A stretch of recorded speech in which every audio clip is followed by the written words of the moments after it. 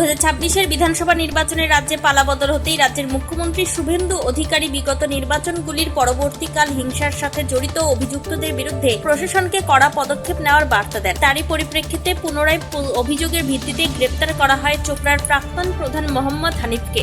এই মোহাম্মদ হানিফ একসময় তৃণমূলের দাপুটে নেতা ছিলেন। তৎকালীন তৃণমূল সরকারের সময় চোপড়ার 3 নম্বর গ্রাম পঞ্চায়েতের প্রধানের দায়িত্ব সামলেছেন। তবে এই মোহাম্মদ হানিফ সম্প্রতি জাতীয় কংগ্রেসে যোগ দেন। চোপড়ার জাতীয় কংগ্রেসের বেশ কয়েকটি মিটিংয়েও তাকে অংশগ্রহণ করতে দেখা যায়। তবে 2021-এ বিধানসভা ভোট পরবর্তীকালে চোপড়া এলাকায় ব্যাপক সন্ত্রাসের ঘটনা ঘটে, যেখানে ঘরবাড়ির দোকান পাশার লুটপাট, জমি দখল সহ নানান ধরনের হিংসা শুরু হয়, যার ফলে ঘর ছাড়া হয় চোপড়া অঞ্চলের বহু বিজেপি কর্মী। সেই হিংসার ঘটনার প্রধান অভিযুক্ত এই মোহাম্মদ হানিফ বলে জানা যায়। এরই পরিপ্রেক্ষিতে মোহাম্মদ হানিফকে গ্রেপ্তার করে চোপড়া থানার পুলিশ। সূত্রের খবর, 2021 সালে বিধানসভা ভোট পরবর্তীকালে ঘরবাড়ি লুটপাট সহ নানান অভিযোগ রয়েছে চোপড়ার প্রাক্তন প্রধান মোহাম্মদ হানিফের বিরুদ্ধে। আজ এই মোহাম্মদ হানিফকে চোপড়া থানার পক্ষ থেকে ইসলামপুর মহকুমা আদালতে পাঠানো হয়। উত্তর দিনাজপুরের চোপড়া থেকে নিজস্ব প্রতিনিধির রিপোর্ট, টাইমস 14 বাংলা। আরো নিত্য নতুন ভিডিও পেতে এবং তথ্য জানতে আমাদের ফেসবুক পেজকে লাইক ও ফলো করে রাখুন। সেই সঙ্গে টাইমস 14 বাংলার ইউটিউব চ্যানেলকে সাবস্ক্রাইব করতে ভুলবেন না।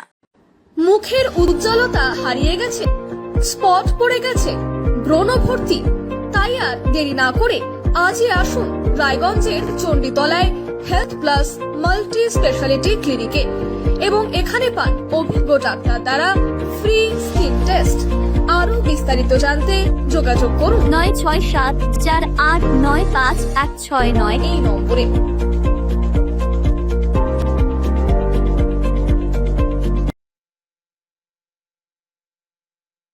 আজ তোমার বিয়ে সাজলো নতুন সাজে।